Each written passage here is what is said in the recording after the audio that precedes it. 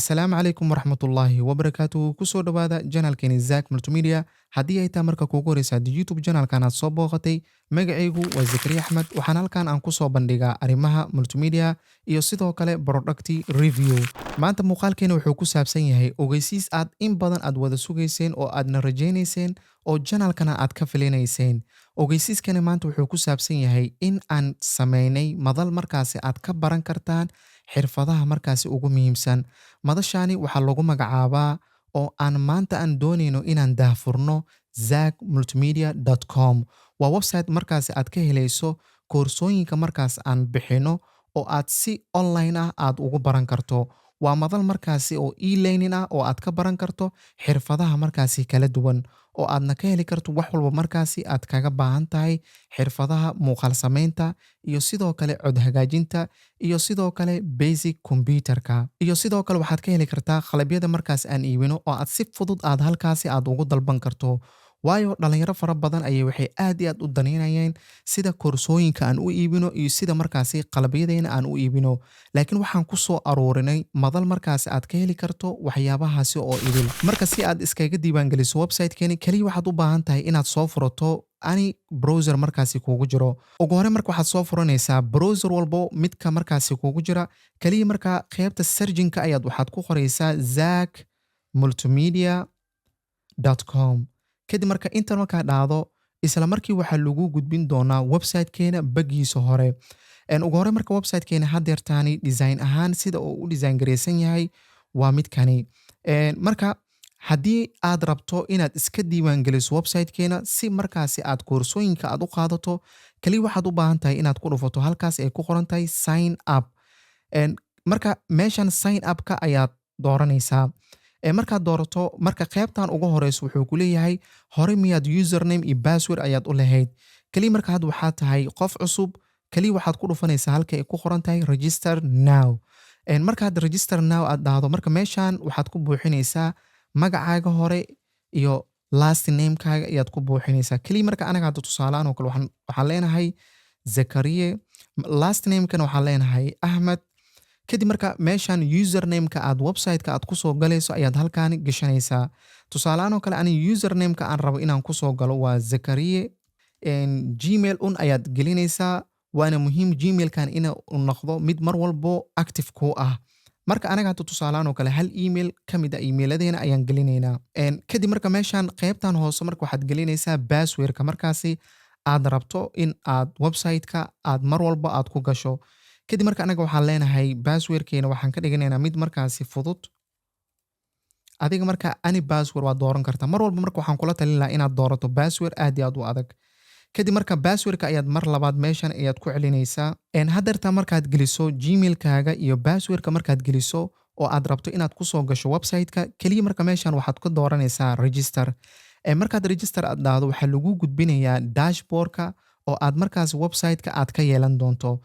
marka mar walba password-ka iyo waxyaabahaas oo dhan ma gelin kartid. kaliya meeshan waxaad ka dooranaysaa halka ay ku qoran tahay save. kadib marka hadeerta meeshan waxaa kaaga soo muuqanaya dashboard-ka aad markaas aad leedahay. marka hadda website-ka waxaa ku diyaarsan 3 koorso. 3 koorso waxay kala yihiin YouTube package iyo sidoo kale cod hagaajin iyo sidoo kale basic computer. kaliya marka kooruska aad rabto markaasi ayaad halkaani ka xulanaysaa. tusaalehaan oo kale dhanka courseska markaad ka doorato, kaliya marka meeshan sidaad u jeedo waxaad leedahay koorsooyinkan ayaa hadeertaan available inoo ah. marka kooruska markaas aad xiiseynayso ayaad waxaad leedahay tusaalehaan oo kale cod hagaajinta ayaad rabtaa inaad barato. kaliya waxaad leedahay add to cart. markaad add to cart aad dhahdo kadibna meeshan view ayaad kasii dooranaysaa oo waxaad buuxinaysaa macluumaadkaaga ayaad sii buuxinaysaa.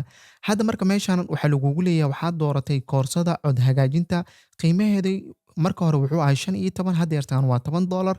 kadib marka meeshan waxaad ka dooranaysaa halka ay ku qoran tahay process to check out.